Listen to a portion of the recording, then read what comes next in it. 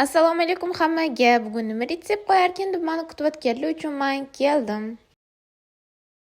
Tövbe shiniyam o'rgatasan. Oddiy go'shtli pirog bo'lsa hamma biladigan oson narsa-yu.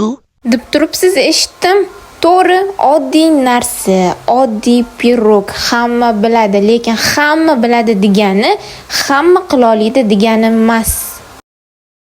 Kimdir nachinkasi quruq bo'lib qoladi, kimdir xamiri berch bo'lib qoladi, kimdir xamir usti qizaradi, lekin ichi pishmay qoladi. Aman bo'lsa sizga bittada o'xshab chiqadigan nachinkalari sersuv, xamirlari mayin, og'izda eriydigan go'shtli pirog retseptini bo'lishga qaror qildim. Hamma biladi degan oddiy go'shtli pirogingiz qani sizda qanaqa chiqargan? Kommentariyada yozib qoldiring.